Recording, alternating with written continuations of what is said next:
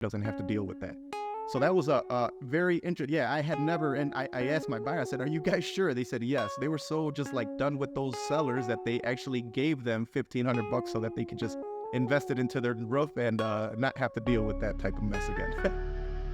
What? My name is Kevin McIntosh, and this is The Closing Table, where we talk to experts about their experience in real estate all across the country. Let's go.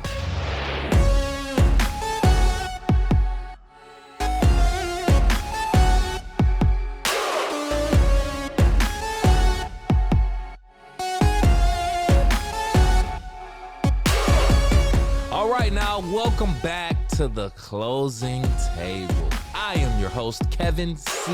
McIntosh, and joining us on this episode, we have the pleasure of speaking with top producing real estate agent, Miguel Jasso. How you doing, Miguel? I'm doing wonderful. It's a great day. I always say any day we get to wake up is a blessed day. So I'm doing wonderful today. Mm-hmm.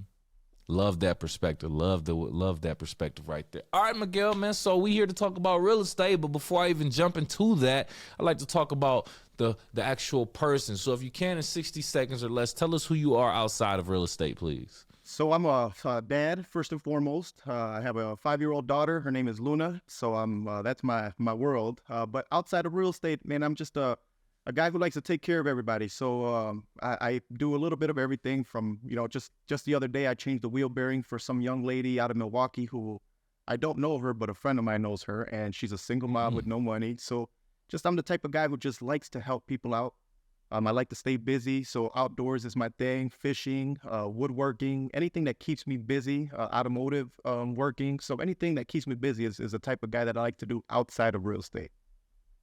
You know what, man? When I looked you up, I saw that you did a lot of that stuff, and I was like, yo, he does everything. Yeah. He does everything. And we're going to definitely talk about that coming up, but I was like, that's impressive. He was jack of all trades, but good. Keeps you busy, keeps you out of trouble, keeps your hands moving and things like that. I love that, man. I love that. Got to respect it. So I want you to describe your business, your real estate business, how you would, put it out there for other people. Sure. Touch on a lot of key things, but if you can touch on a few other key things, how long you've been licensed, if you have a niche or specialty, and any notable achievements throughout your career. So I've been doing real estate for 6 years now. Time flies, man. It seems like I just got my license a couple of years ago, but it's 6 years now since I started. Really, it's been a grind and go. I always tell people the industry in real estate, it gives you what you give it. And what I mean by that is, there's a lot of people that want to work 10 hours a week. Well, you're going to get those 10 hours right back. But when I first started in real estate, I was literally putting in 60 to 80 hours, all the time, just going pretty heavy throughout the week. But it was 15, 18-hour days sometimes, and then going to bed for 6 hours and then, waking right back up and grinding it again. So, but that also helped me become one of the top producers in the area, where I was able to sell $4.6 million my first year in real estate, which is pretty significant. I did, I think, a little over 32 transactions that year.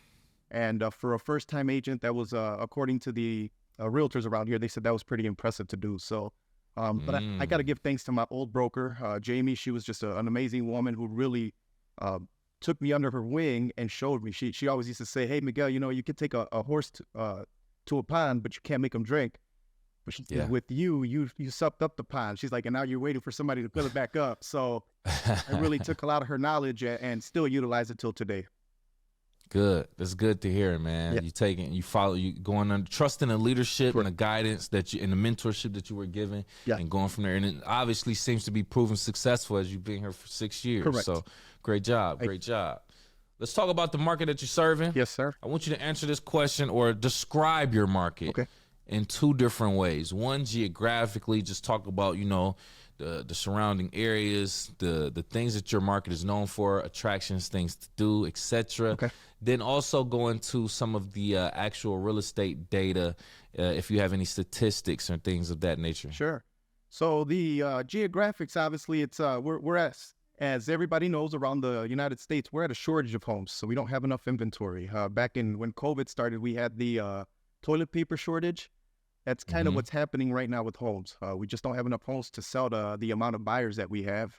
I tell all my sellers that I try to list their homes like, hey guys, or clients and customers, Right now is the time to sell. I have buyers lined up like an amusement park ready to come into your house, but we don't have enough homes to show them. And I actually just did a search this morning, and there's I think about 164 homes total in the whole county of Kenosha. Wow. So, and that's available homes. There's more homes for sale, but those are homes that are not under contract. I mean, I can show in 15 homes a day that can go by rather quickly. I'll show those homes in about a week span. So there's just not enough inventory. But we do have a lot of attractions. I mean, we have the downtown area here in Kenosha that's just a booming area. It seems to keep growing by the week. Every time I turn around, there's a new restaurant or a new wine pod shop or something that gets instilled. And it's just wonderful to see how it's just becoming a very nice area for families to come and visit. You have the lighthouse down there. I've seen tons of beautiful pictures being taken down there. I mean, you have the Civil War Museum. There's a free dinosaur museum for kids and adults. I've taken my daughter there a few times. So there's a lot of things to do. We're kind of in the middle of 45 minutes or 30 to 45 minutes to Milwaukee, 30, 45 minutes to Chicago. So we're like right in the middle of both, being able to travel to both areas. And then we have also a town called Lake Geneva here in Wisconsin that it's a very touristy area. There's a big lake that a lot of people, you can rent out boats. You can go, kayaking. So there's a lot of things to do.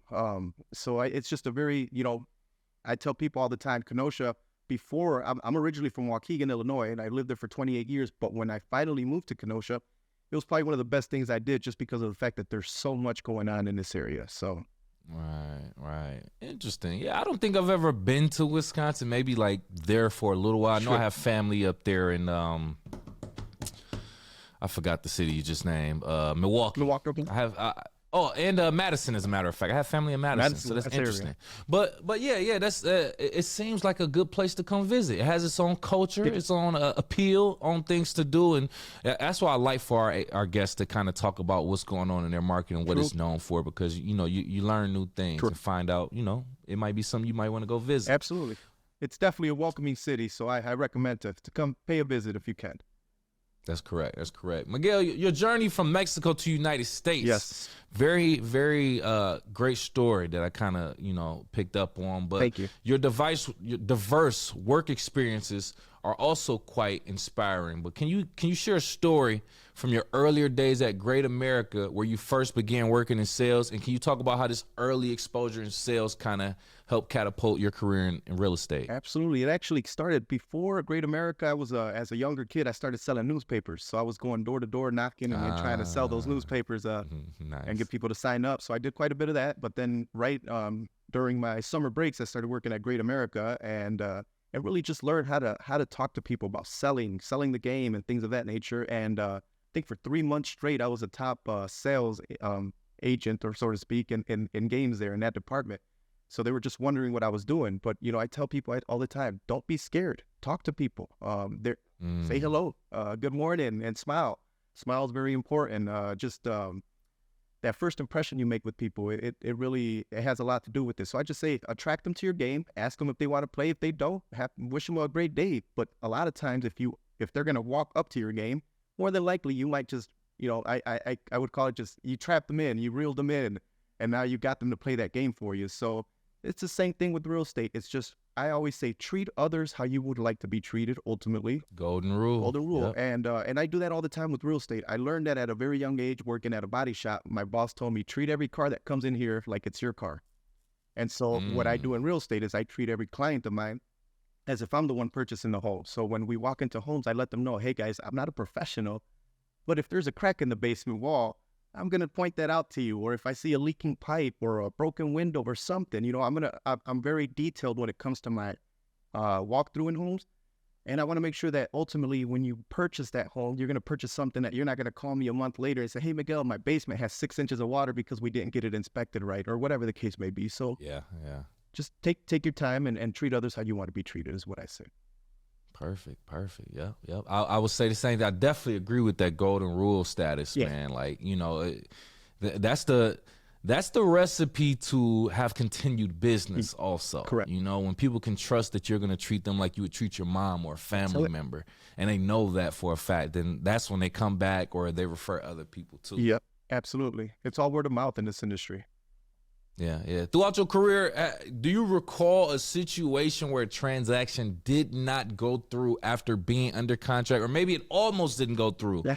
after being under contract? And what did you learn from it? So I had one that actually didn't go through. We had a home inspection at a home after being under contract.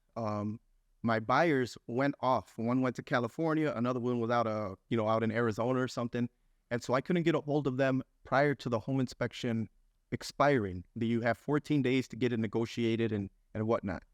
The inspection came back with some pretty significant things in the basement, supports for the main beam and things like that were not in the best shape.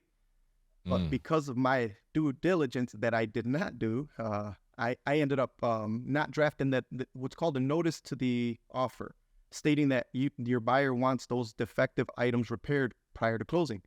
Well, we went out of dates and deadlines. It went, past midnight, and lo and behold, my buyers call me the next morning and say, "I don't want the house." Well, guess what? At that point now, I'm out of luck. So I literally, thank God I had a realtor on the other side who was very professional. We were able to get out of that contract, but I had to reimburse out of my pocket my buyer's earnest money, which was $1,000. Oh, okay. So, wow. First of all, whew, yeah, man, I'm sorry. Continue. Wow. Oh my goodness. So with that being said, it was definitely a lesson learned that, hey, you better whip up that notice the next time around. I found out that day that dates and deadlines are very important. And from that day forward, I made sure that every time we went under contract, I put that deadline right on my phone as a reminder. And I put a reminder 3 days prior to that inspection going out of dates and deadlines. So that, guess what? 3 days prior, I'm drafting up an amendment to extend that. And so it just, I learned a lot from it. I talked to some attorneys, and it was a very good lesson learned. But one that cost me $1,000 that day. Ooh, man. So the thing about that is, like, yeah, you it's unfortunate you had to come out of your own pocket for that. Yep. Because on top of what you had to pay for, then you have to come out of your pocket for a lot of other things during the transaction, marketing tools and strategies and stuff like that. Absolutely. So then for you to have to come out another $1,000 for the EMD is crazy. And the thing about that is, when I heard that, I said $1,000, man. That's a huge bite, man. That's a huge bite. But it could have been a lot worse. It could have been like $5,000 or something like that, man. Yeah. But still, I'm crying in the car if I have to give up $1,000. Oh, it was a bad day that day, But once again, a very good lesson learned. And going forward, I teach that to all my new, team members and anybody that comes out of team. Let them know, hey, man, you take those dates and deadlines very serious, because we are given almost attorney powers in real estate here in the state of Wisconsin, because we're an attorney-free state. We don't use attorneys to do our transactions for us. So we have to make sure we're on top of it, because if not, we're the ones getting sued. And so it's a little bit different. Yeah. Make you reevaluate the whole situation a little bit more carefully, right? It does. Yeah. So have you dealt with a situation where you had a hesitant buyer or seller, someone who kind of seemed like they wanted to make that leap of faith, but they were still kind of, on the fence about it? How have you dealt with those clients or those possible leads into actually turning them into clients? Sure.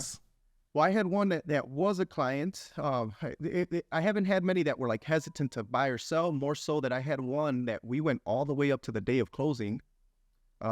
We were supposed to do, it was what's called the limited service listing, which means that the realtor puts the house on the MLS, the multiple listing service, which we all can see. But then from there, they don't do anything. They don't negotiate. They don't, nothing. It all goes through the seller themselves. So we got the home under contract. My buyers were very happy. But a couple of days prior to closing, the seller got a little upset because we had to extend our closing due, not due to us. It was due to the lender. Which I guess it is on our end, but it wasn't nothing that we did, my buyer or anything. But the seller wanted to keep my buyer's earnest money of $3,500. We told her we weren't going to do that, but we did give her a check of $500 to say, hey, look, to alleviate a couple days of your time that we had to extend, here goes to offset some of the cost. Long story short, the day of closing, she did not allow us to do a final walkthrough. My buyer had her vehicle towed from her apartment building. They got the wrong vehicle. And she literally had a panic attack that morning and said, Miguel, I don't want this house anymore. So we're on our way. I'm already at the closing at the title company. and she's calling me that she doesn't want this house. So her husband called me and we kind of, talked a little bit. He says, I'm heading home from work. I'll go pick her up. I'll talk her off the ledge and we'll purchase this home. She came in. We had about a 25-minute talk, her and I. And finally, I was able to convince her to go sign some of the paperwork. And afterwards, she calls me and she goes, Miguel, thank you. She's like, because I freaked out that day. I was, not in my right state of mind, so to speak, but I was able to refocus once we had this conversation, and I absolutely love the house that I live in now. So it was tough. I thought for sure we were gonna have to cancel that at the closing table, but luckily it did come together and we were able to close. Man, I couldn't imagine dealing with that. I've heard that story before, though. People get right to the closing. They're either literally at the closing table or like the day before, and they say, "Nah, I don't think I want to do this." And it's just like, what are you doing? You have no control over that, but it would just hurt because all the work that you put in, and then you wait till we get to the closing table to do that. Yep. Oh, and you're talking. Man. This is couple. Sometimes it averages about anywhere between 30 to 75 days to show your buyers homes for them to finally find the right home. So you're talking anywhere between a month to 3 months, and then from there you're talking another 35 days because you're under contract for about 35 days before you can go to closing. So you're talking anywhere between 1 to 4 months, and then all of a sudden of effort, time driving. I would say time is money. And we don't get paid for our time. It's not like we don't work hourly wages. We work commission only. So there are times like I've shown buyers 87 homes, and then they went off with another realtor.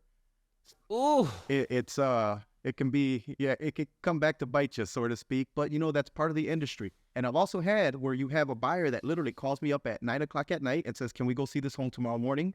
We go see the house by 12 o'clock the next day. We're under contract.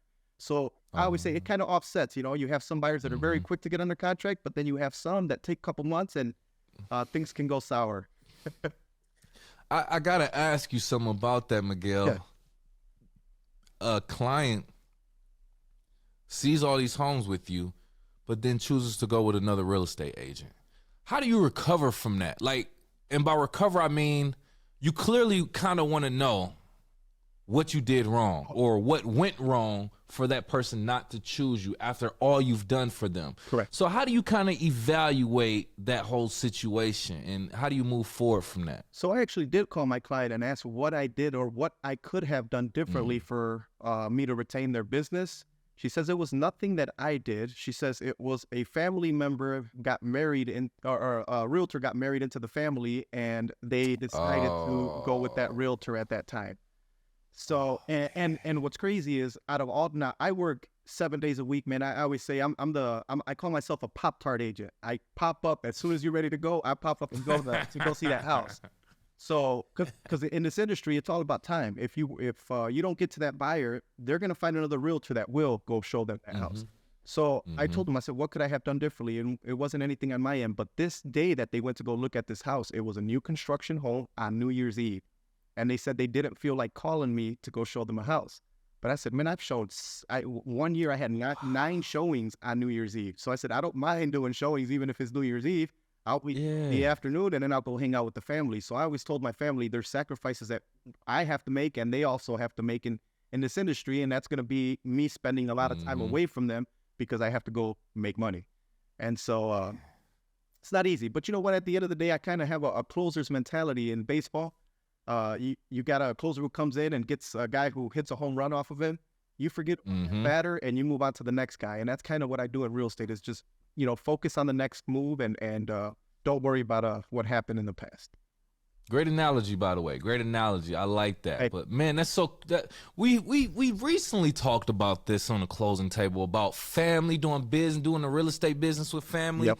And I talked to an agent who was on the other side of that situation where they were doing a transaction for a family member, showing them all the homes, and then out of nowhere they chose to go with someone else. Heartbreak. And that's what I'm saying. And I understood it. They're like, yo, it hurt my heart so much because this is family. Family. And you usually, when you start off, a lot of your first transactions come from friends and family. Absolutely. And you expect your family to trust you with those type of transactions that are going to be life changing. So you almost expect your family to come to you if they're doing anything when it comes to home. So him being on the other side of it, or them being on, they just told me how, you know, it made them feel a certain type of way. Yeah.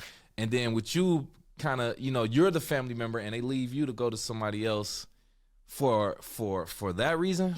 You said because they didn't want to call you, or wait, excuse me. So it was New Year's Eve. They didn't want to drag me New out. Year's Eve. Yeah, New Year's Eve. So they didn't want to drag me out on New Year's Eve to go show them a house, which it was a significant price range. You're talking, it was like a $550,000 home. So it wasn't, you know, a small price range. And not you know, I always tell people, I don't look at numbers, man. Numbers to me don't mean anything. That green piece of paper, when all the trees and rivers and everything's dried up, we're going to realize that green piece of paper was just that, a green piece of paper. Means nothing. Yep.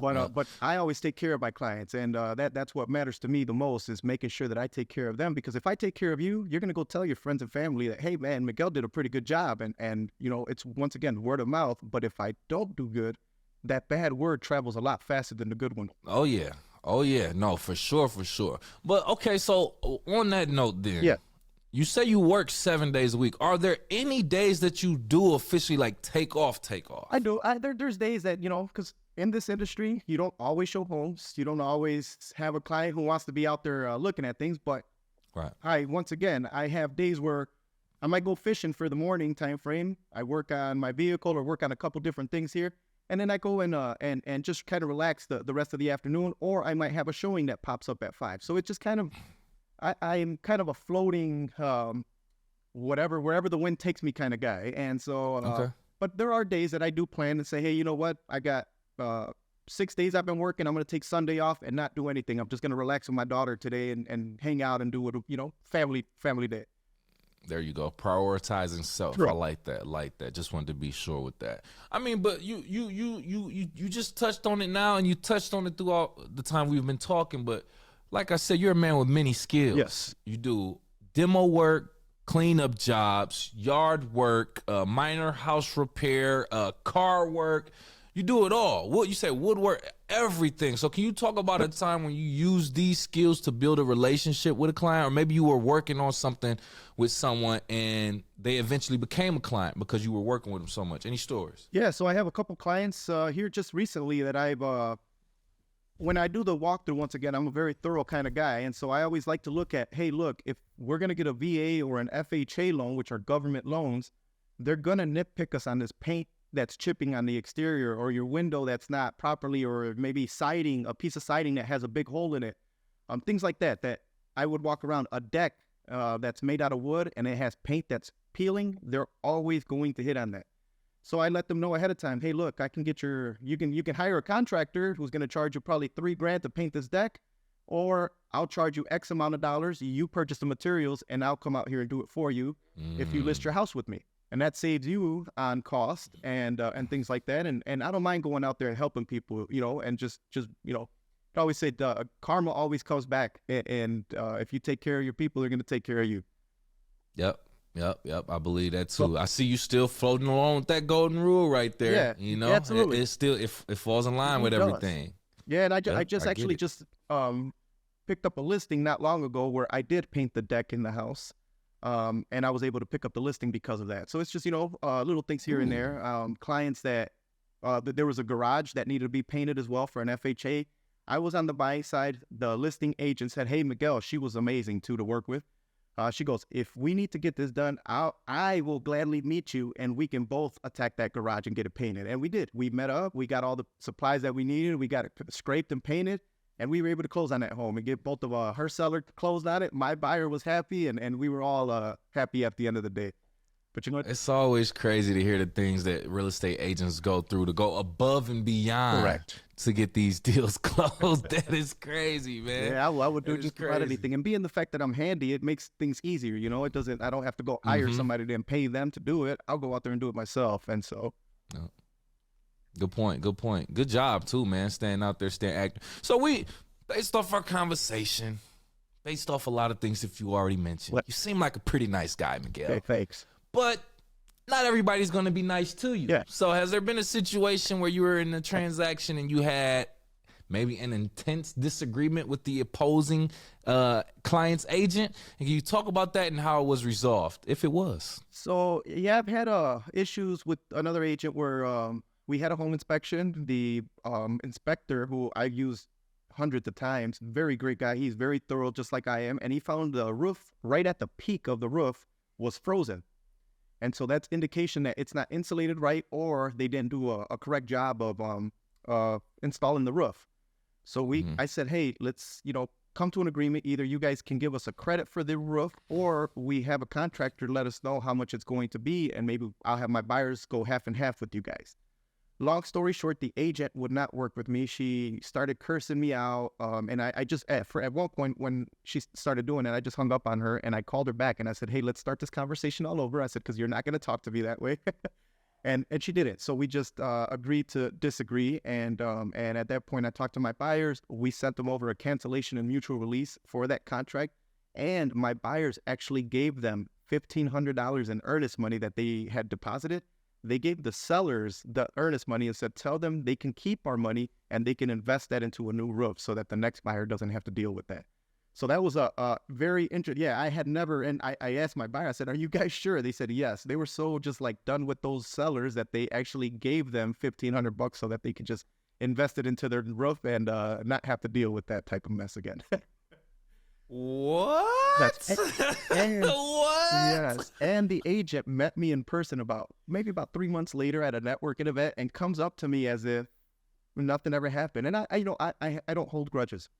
Life's too short for that. So I shook her hand. I said, hello, how you doing? But then I turned around and I walked away at that point. I don't associate myself with negativity.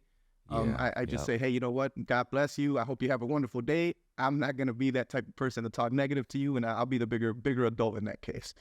Yeah. In that situation, hey, I don't have nothing nice to say to you, so I'd rather keep it short and get up out the way. But man, you have the patience of a nun, man, because I'm gonna tell you, I am not built like that. But that's why I'm not in that position either. Sure. But let me talk about your buyers. Yep. You said it was the buyers you represent. They gave the sellers $1,500 to fix their roof, even though they didn't even want to buy the home anymore. Correct. Yep. Who does that? Who does that?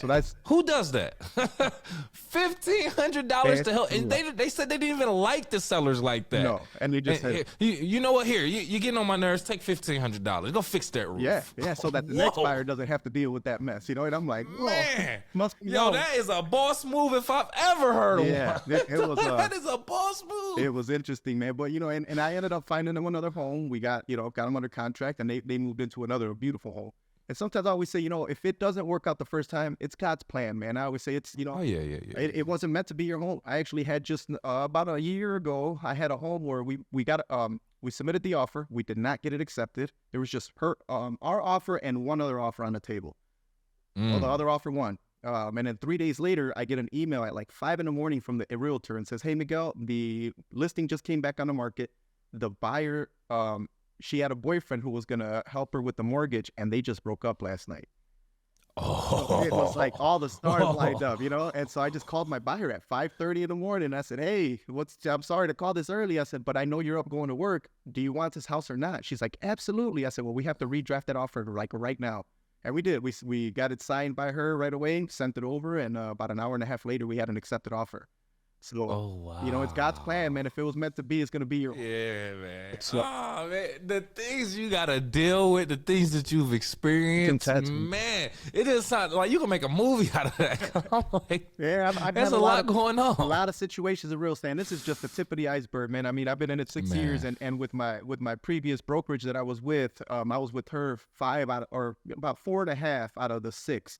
I just joined EXP last September, which has been a blessing with Team Diaz and Maria. She's my team leader. Maria, she's an angel, man, had just taken me under her wing as well and showed me a lot of things that I also didn't know about real estate because I'm a workhorse, man. I go out there, once again, work 7 days a week, but and I'm not afraid to admit it, my weakness is organization.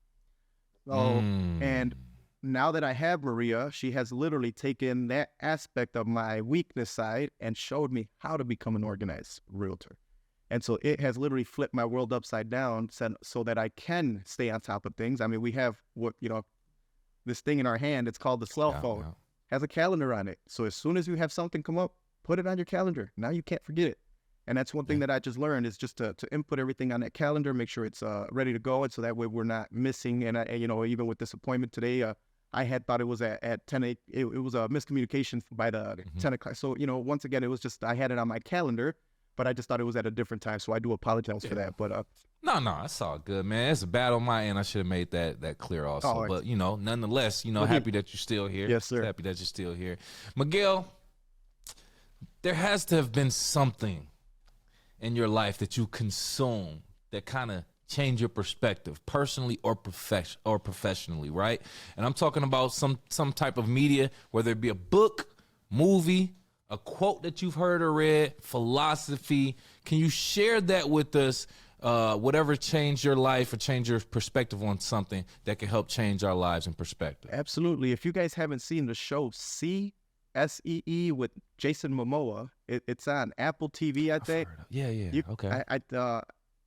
I didn't know what it was all about. I just started watching it one Saturday. I was at home bored, and I was like, let me see what this is all about. And it basically, the show talks, it's about civilization that has lost their ability to see. So there's no vision. Everybody's blind, and everybody's, going out there and using ropes to guide their way through life and walking sticks and things like that. But there are a few people that start to gain vision. And with the vision, they were able to, just master different things that the blind weren't able to do, such as reading books. They were able to now learn things, building weapons, bombs, things like that, to utilize to offset their enemies. And so, but what that really taught me was that, we have the world in our hands. And that's, once again, the cell phone. That before, if you wanted to go to learn something, we had to go and read. We had to go to the library. We had to go find that book, take it out of the shelf, sit down and actually read. Now, if I want to learn something, I literally ask Google, hey, how do you do this? How do you do that? And it teaches you. So what the show has taught me is take your time to read. And I think if more people sat down and read one book a week or a month, or just in general read, you're going to learn a lot more in life. Doctors back in our days before the internet, how do you think they read? And how do you think they learned about performing surgeries and things like that? It's a book. So that show really opened up my mind because I never read. I was always a type that just kind of whatever, went on with life. But now I've really taken time to read books, motivational books, and just life-changing books. And it really has flipped my life around. So I recommend people that haven't seen that show, go check it out, man. And I think it'll open up your mind a little bit and just to see the world a little differently. I've I've run past that movie a few times on Apple TV Plus. Yeah. So I know exactly what you're talking about. It's like same thing like you said. I just never press play on it type thing. But I might have to actually give it a watch now. Yeah, I might have to actually view it now. Absolutely. But you know what I liked about what you said? If I can. I like how you said a movie inspired you to read. A movie about not seeing inspired you to sit down and read books. Ain't that something? More, it's so crazy to me, but it makes sense though, right? Because I like how you refer back to even doctors. Before there was YouTube, before there were, instructional videos, you had to read and learn how to actually perform surgeries or do, whatever type of diagnosis or whatever. You have to read these instructions and then relate that to real world situations. Absolutely. So I think that's a great point. I think we all should. And random question, since you even brought that up, is listening to an audiobook considered reading a book? Oh, to some people, I think it is. I'm not, I'm the type I have to actually read to learn. I can't listen to somebody as much and learn. I'm a hands-on kind of guy, so clearly, yeah. And once again, I've tried audiobooks, but I feel that my mind is so distracted. My mind races a million miles an hour, and I feel like if I'm listening to the audiobook, I get distracted. I start thinking about something else, and then I lost focus on that audiobook, and then it takes a little bit of time to get back to it. Where a book, I feel like I get really in the zone, and I'm able to absorb it a lot more. So, but to each their own. We're all different in this world, and that's what makes this world go around, right? So some people like them audiobooks, and I'm more of a reader myself. Let me tell you, man. I like that. I like that. I like what you just said too, because I'm kind of the same way. But although I do have an Audible membership, so I do have a few books that I'm listening to. But the point that you made is very, very key though, because I think like the point that audiobooks were made for is that you don't have to have that physical book, and you can multitask. Sure. You can listen to it while you're driving, listen to it while you're working out. But a part of that is taking away your full focus and concentration from actually listening to the book and consuming the content. Yes. So, some people can do it, others can't. But I like that point that you made. Just a random question I want to put on the closing table, Miguel. Yeah, absolutely. But that's pretty much it. So thank you so much for accepting our invitation, being here on the closing table, pulling up a chair and sharing your knowledge. At this point, if you have any last words and or want to tell people how to reach out to you, the floor is yours. Yeah, no, I appreciate the invite here, Kevin. It's been an honor. I love just sharing kind of my stories in real estate, and if anybody wants to take the time to kind of reach out to me and just ask questions about maybe joining real estate or what it takes to become a top producer, I'm here for any questions. You guys can feel free to reach out to me. My email address. Am I able to give out phone numbers and email? Email is mjasso85@yahoo.com, and my cell phone number is 847-833-5670. So feel free to give me a call or shoot me an email, and I'll be more than glad to answer any questions you guys might have.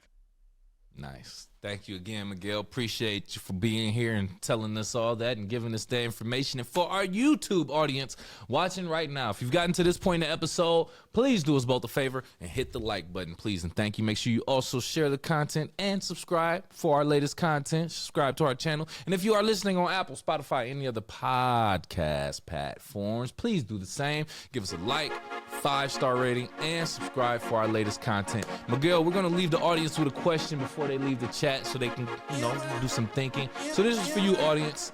Have you ever had an intense disagreement with one of your neighbors? If so, how was it resolved? Did one of you move?